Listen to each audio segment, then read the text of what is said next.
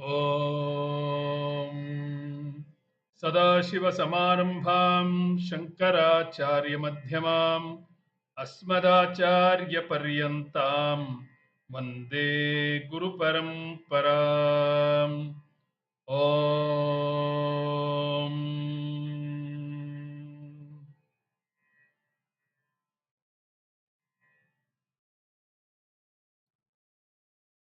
Namaste, all of you. Welcome back to our continuing study of Poojya Swamiji's great book, Poojya Swami Dayananda Saraswati's great book, The Value of Values, in which Poojya Swamiji has wonderfully and in great detail explained each of the 20 values taught by Lord Krishna to Arjuna in answer to Arjuna's question at the beginning of the 13th chapter of Shrimad Bhagawad Geetha. Arjuna had posed 6 questions to Lord Krishna right at the beginning.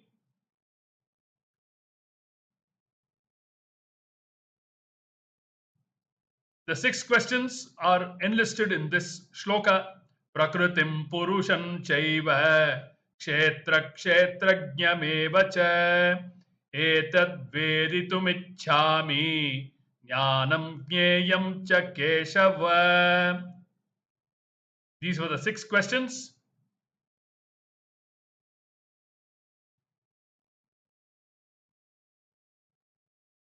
Of which Lord Krishna is answering with these 20 values the question on Jnanam, the word Jnanam that Arjuna had posed as a question. We must remember that the 13th chapter is the beginning of the Charama Shatkam, in which the thrust is on 3 factors. One is Jnana Yoga,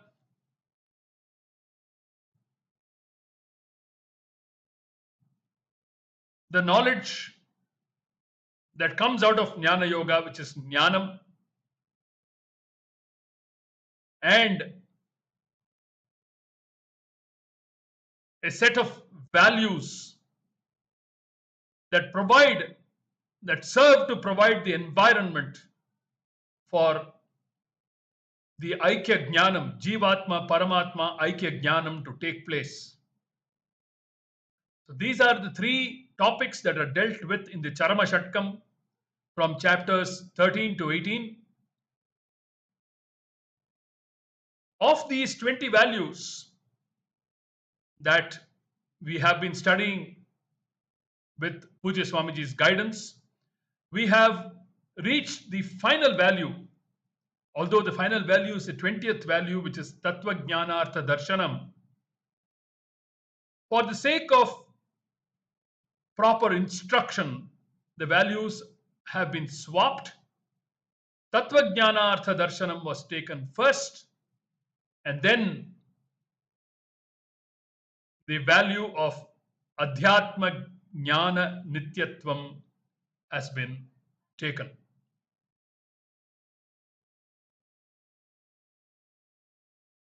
Tattva Jnanartha Darshanam, a value for not losing sight of the knowledge of truth as one's primary goal, is an attitude which, for its fulfillment, requires the gain of appropriate knowledge. Let me repeat that sentence. Although we have looked into this earlier, it's worth recalling.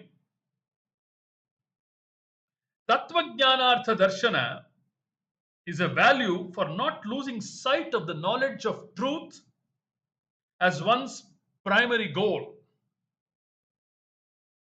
is an attitude which, for its fulfillment, requires the gain of appropriate knowledge.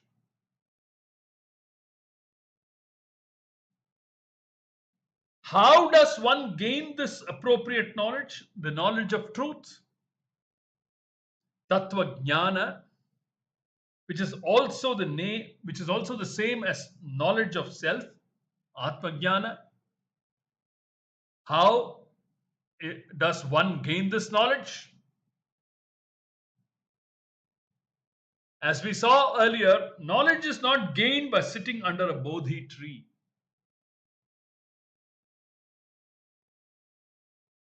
For any knowledge to be discovered, there must be a valid, effective, and an appropriate means available to know whatever that one seeks to know. Adhyatma-Jnana-Nityatva deals with the valid, effective, and appropriate means for gaining self-knowledge. Atma-Jnana, which alone fulfills the value previously discussed, Tattva-Jnanartha Darshana.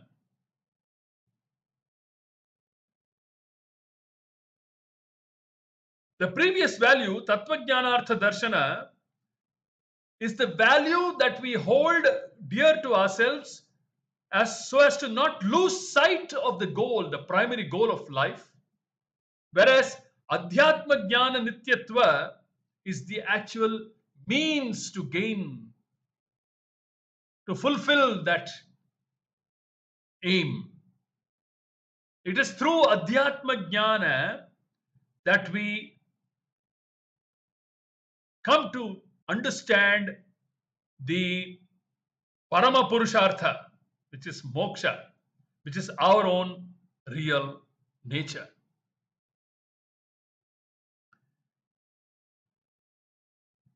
So, a desire for liberation which has matured into inquiry into the tattva, the truth,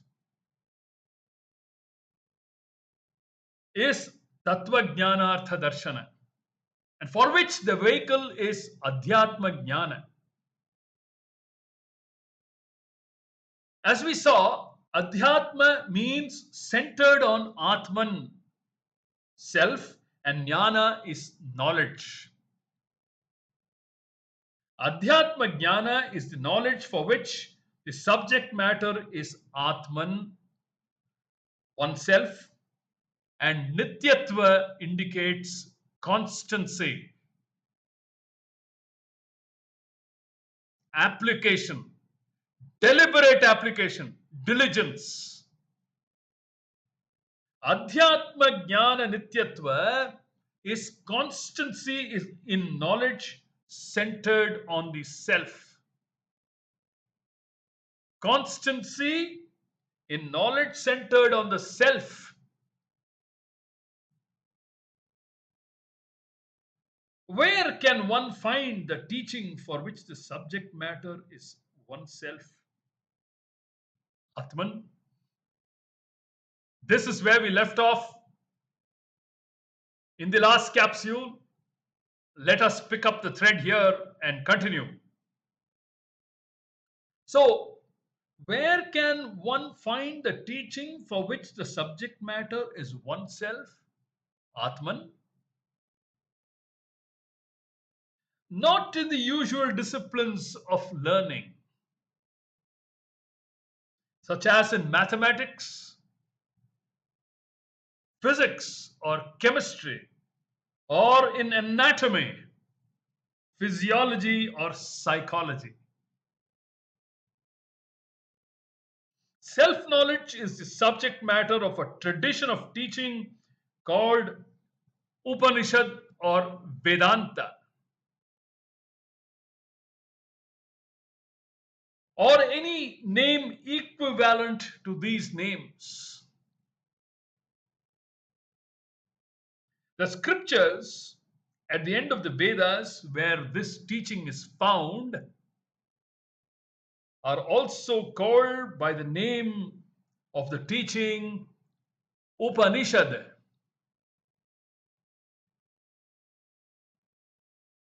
Thus, Adhyatma-Jnana, the self-knowledge,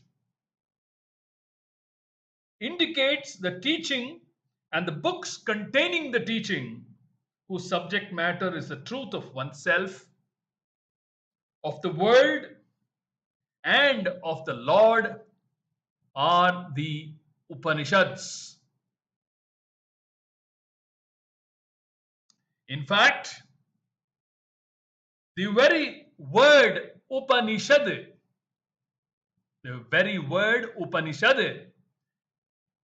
etymologically means Adhyatma Jnana. Let us understand the word Upanishad, very interestingly derived. The word Upanishad is derived from the root Sad, whose meaning is to disintegrate. The meaning of the root Sad is to disintegrate, to destroy, and to reach.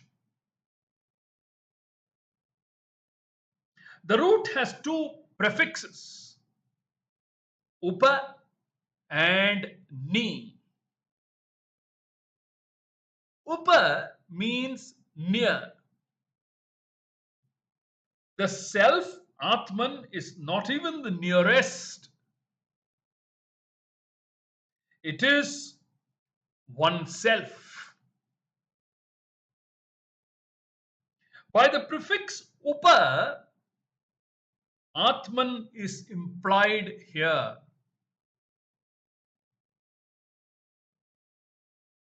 About this Atman, there is ignorance and confusion. Ignorance born confusion. Misconceptions galore. The prefix Ni stands for well ascertained knowledge. The prefix Ni stands for well ascertained knowledge, free from vagueness and error.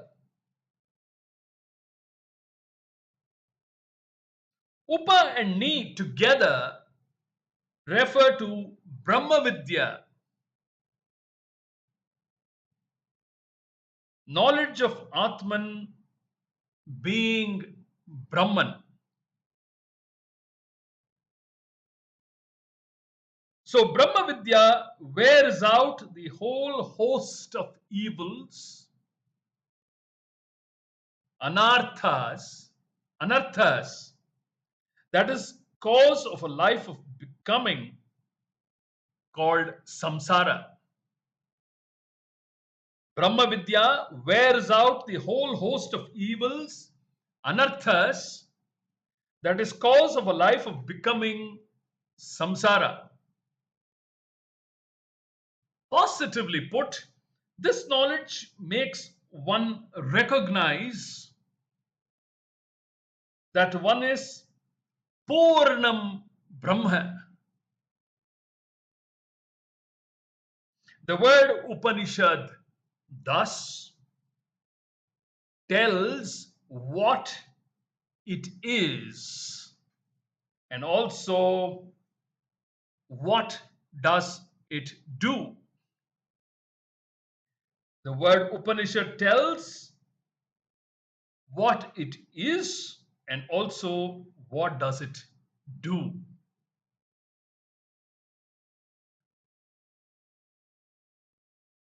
So,